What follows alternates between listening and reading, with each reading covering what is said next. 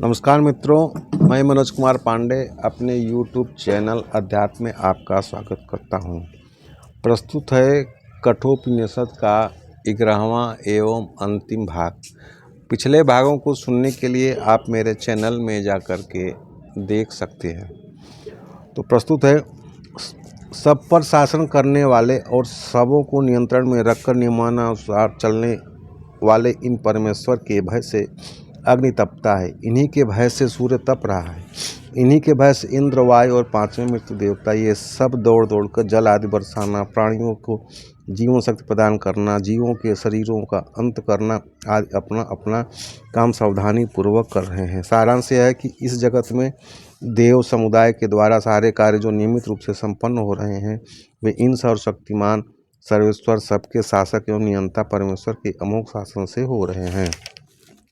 इस सर्वशक्तिमान सबके प्रेरक और सब पर शासन करने वाले परमेश्वर को यदि कोई साधक इस दुर्लभ मनुष्य शरीर का नाश होने से पहले ही जान लेता है, अर्थात जब तक इसमें भजन स्मरण आदि साधन करने की शक्ति बनी हुई है और जब तक यह मृत्यु के मुख में नहीं चला जाता, तभी तक सावधानी के साथ प्रयत्न करके परमात्मा के तत्व का ज्ञान प्राप्त कर लेता है, तब तो उसका जीवन सफल हो जाता है। अनादिकाल से जन्म मृत्यु के प्रवाह में पड़ा हुआ वह जीव उससे छुटकारा पा जाता है, नहीं तो फिर उससे अनेक कल्पों तक विभिन्न लोकों और योनियों में शरीर धारण करने के लिए बाध्य होना पड़ता है।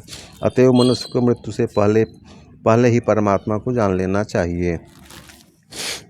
जैसे मल रहित दर्पण में उसके सामने आई हुई वस्तु दर्पण से विलक्षण और स्पष्ट दिखाई देती है, उसी प्रकार ज्ञानी पुरुषों के विशुद्ध अंतःकरण में वे परमेश्वर उसे विलक्षण एवं स्पष्ट दिखाई देते हैं।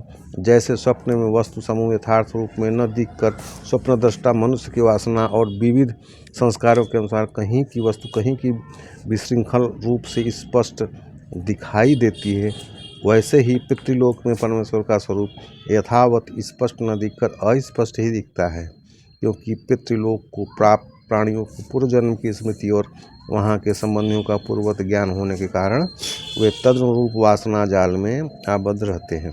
गंधर्व लोक पितृलोक की अपेक्षा कुछ श्रेष्ठ है, इसलिए जैसे स्वप्न की अपेक्षा जागृत अवस्था में जल के अंदर देखने पर प्रतिबिंब कुछ का कुछ न दिखकर यथावत तो दिखता है, परंतु जल की लहरों के कारण हिलता हुआ सा प्रतीत होता है, स्पष्ट नहीं दिखता। वैसे ही गंधर्व लोक में भी भोग लहरियों में लहराते हुए चित्त से युक्त वहाँ के निवासियों को भगवान के सर्वथा स्पष्ट दर्शन नहीं होते, किंतु ब्रह्मलोक में वहाँ के रहने वालों को छाया और धूप की तरह अपना और उन परम परमेश्वर का ज्ञान प्रत्यक्ष और सुस्पष्ट होता है। वहाँ किसी प्रकार का भ्रम नहीं रहता। प्रथम अध्याय की तीसरी वल्ली के पहले मंत्र में भी बतलाया गया कि मनुष्य शरीर भी एक लोक है, इसमें परब्रह्म परमेश्वर और जीवात्मा दोनों धूप और छाया की तरह हृदय रूप गुफा में रहते हैं। अतः मनुष्य को दूसरे लोगों की कामना न करके इस मनुष्य शरीर के रहते रहते ही उस परब्रह्म परमेश्वर को जान लेना चाहिए, यही इसका अभिप्राय है। शब्द स्पर्शाद विषयों के अनुभव रूप पृथक पृथक कार्य करने वाले के लिए भिन्न भिन्न रूप में उत्पन्न हुई इंद्रियों के जो पृथक पृथक भाव हैं तथा जागृत अवस्था में कार्यशील हो जाना और सुषुप्ति काल में लय हो जाना रूप जो उनकी परिवर्तनशीलता है, इन पर विचार करके जब बुद्धिमान मनुष्य इस रहस्य को समझ लेता है कि इंद्रिय मन बुद्धि आदि या इनका संघात रूप या शरीर है, मैं नहीं हूँ, मैं इनसे सर्वथा विलक्षण नित्य चेतन हूँ, सर्वथा विशुद्ध एवं सदा एक रस हूँ, तब वह किसी प्रकार का शोक नहीं करता, सदा के लिए दुख और शोक से रहित हो जाता है। इंद्रियों से मन श्रेष्ठ, मन से बुद्धि उत्तम, बुद्धि से इनका स्वामी जीवात्मा ऊंचा है, क्योंकि उन सब पर इसका अधिकार है, वे सभी इसकी आज्ञा का पालन करने वाले हैं और यह उनका शासक है, अतः उनसे सर्वथा विलक्षण है। इस जीवात्मा भी इसका अव्यक्त कारण शरीर प्रबल है, जो किसी भगवान की उस प्रकृति का अंश है जिसने सबको बंधन में डाल रखा है। तुलसीदास जी ने भी कहा है, जे ही बस कीन्हे जीव निकाया। गीता में भी प्रकृति जनित तीनों गुणों द्वारा जीवात्मा के बांधे जाने की बात कही गई, परंतु इस प्रकृति से भी इसके स्वामी परम पुरुष परमात्मा श्रेष्ठ हैं, जो निराकार रूप से सर्वव्यापक है। इनको जानकर यह जीवात्मा प्रकृति के बंधन से सर्वथा मुक्त हो जाता है और अमृत रूप परमानंद को पा लेता है। अतः मनुष्य को चाहिए कि वह इस प्रकृति के बंधन से छूटने के लिए इनके स्वामी परम पुरुषोत्तम की शरण ग्रहण करे। परमात्मा जब इस जीव पर दया करके माया के पर्दे को हटा लेते हैं तभी इसको उनकी प्राप्ति होती है। नहीं तो यह मूढ़ जीव सदा अपने समीप रहते हुए भी उन परमेश्वर को पहचान नहीं पाता। इन परम परमेश्वर का दिव्य स्वरूप प्रत्यक्ष विषय के रूप में अपने सामने नहीं ठहराता। परमात्मा के दिव्य रूप को कोई भी मनुष्य प्रकृति चर्म चक्षुओं के द्वारा नहीं देख सकता। जो भगवान साधक निरंतर प्रेम पूर्वक मन से उसका चिंतन करता रहता है, उसके हृदय में जब भगवान की उस दिव्य स्वरूप का ध्यान प्रगाढ़ होता है, उस समय उस साधक का हृदय भगवान के ध्यान जनित स्वरूप में निश्चल हो जाता है। ऐसे निश्चल हृदय से ही वह साधक विशुद्ध बुद्धि रूप नेत्रों के द्वारा परमात्मा के उस दिव्य स्वरूप की झांकी करता है। जो इन परमेश्वर को जान लेते हैं वे अमृत हो जाते हैं, अर्थात परमानंद स्वरूप बन जाते हैं। योगाभ्यास करते करते जब मन के सहित पांचों इंद्रियां भली भांति स्थिर हो जाती हैं और बुद्धि भी इन परमात्मा के स्वरूप में इस प्रकार स्थिर हो जाता है जिससे उसको परमात्मा के अतिरिक्त अन्य किसी भी वस्तु का तनिक भी ज्ञान नहीं रहता, उससे कोई भी चेष्टा नहीं बनती। उस स्थिति को योगीगण परम गति योग की सर्वोत्तम स्थिति बतलाते हैं।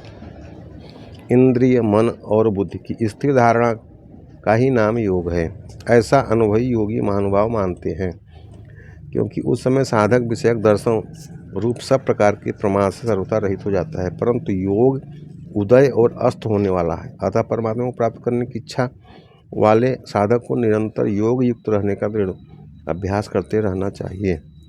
वह परमात्मा वाणी आदि कर्मेंद्रियों, चक्षु आदि ज्ञानेंद्रियों से और मन बुद्धि अंतःकरण से भी नहीं प्राप्त किया जा सकता, क्योंकि वह इन सब की पहुँच से परे है। परंतु वह है अवश्य और उसे प्राप्त करने की तीव्र इच्छा रखने वाले वह अवश्य मिलता है। इस बात को जो नहीं कहता, नहीं स्वीकार करता, अर्थात जिसका दृढ़ विश्वास नहीं है, उसको वह कैसे मिल सकता है। अतः पूर्व मंत्रों में बतलाई हुई रीति के अनुसार इंद्रिय, मन आदि सबको योगाभ्यास के द्वारा रोककर वह अवश्य है जो साधक को मिलता है। ऐसे दृढ़तम निश्चय निरंतर उसकी प्राप्ति के लिए परम उत्कंठा के साथ प्रयत्नशील रहना चाहिए। साधक को चाहिए कि पहले तो वह इस बात का दृढ़ निश्चय करे कि परमेश्वर अवश्य है और वे साधक को अवश्य मिलते हैं, फिर इसी विश्वास से उन्हें स्वीकार करें और उसके पश्चात तात्विक विवेचन पूर्वक निरंतर उनका ध्यान करके उन्हें प्राप्त करें। जब साधक इस निश्चित विश्वास से भगवान को स्वीकार कर लेता है और वे अवश्य हैं और अपने हृदय में विराजमान है, उनकी प्राप्ति अवश्य होती है, तो परमात्मा का तात्विक दिव्य स्वरूप उसके विशुद्ध हृदय में अपने आप प्रकट हो जाता है, उसका प्रत्यक्ष अनुभव हो जाता है। मनुष्य का हृदय नित्य निरंतर विभिन्न प्रकार की अहलौकिक और पारलौकिक कामनाओं से भरा रहता है। इसी कारण न तो वह कभी यह विचार ही करता है कि परमानंद स्वरूप परमेश्वर को किस प्रकार प्राप्त किया जा सकता है, और न ही काम विषयों की आसक्ति के कारण वह परमात्मा को पाने की अभिलाषा ही करता है।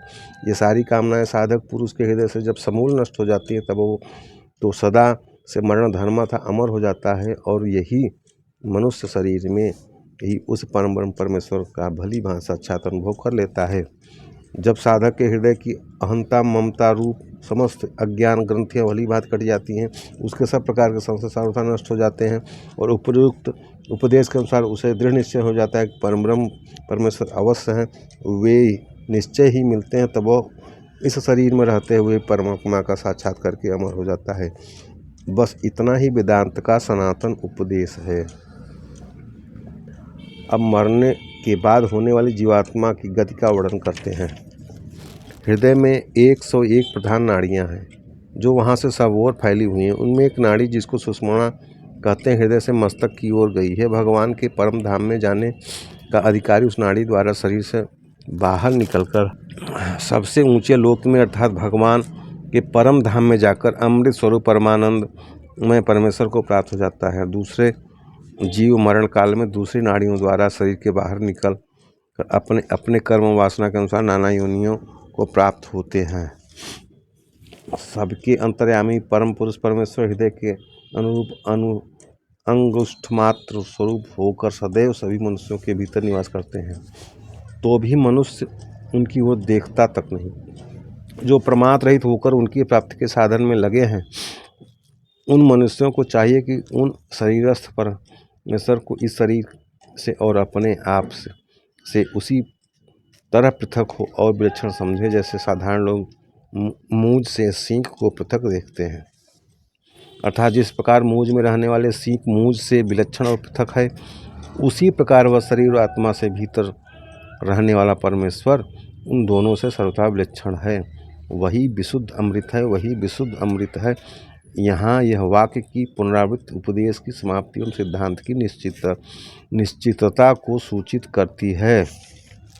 इस प्रकार यमराज के द्वारा उपदिष्ट समस्त विवेचनों को श्रद्धापूर्वक सुनने के पश्चात नचिकेता उनके द्वारा बतलाई हुई संपूर्ण विद्या और योग की विधि को प्राप्त करके जन्म मरण के बंधन से मुक्त, सब प्रकार के विकारों से रहित एवं सर्वथा विशुद्ध होकर परम ब्रह्म परमेश्वर को प्राप्त हो गया। दूसरा भी जो कोई इस अध्यात्म विद्या को इस प्रकार नचिकेता की भांति ठीक जान लेता है और श्रद्धापूर्वक उसे धारण कर लेता है, वह भी नचिकेता की भांति सब विकारों से रहित जन्म मृत्यु से मुक्त होकर परम परमात्मा को प्राप्त हो जाता है।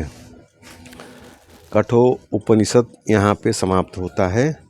पाठकों से मैं निवेदन करूँगा कि आप इसको अवश्य सुने और इस सारे भागों को मेरे चैनल में जाके सुने। पढ़ने की आवश्यकता नहीं है, मैंने पठन कर दिया है और इससे आपको उपनिषद का ज्ञान होगा, परम तत्व का ज्ञान मिलेगा। धन्यवाद।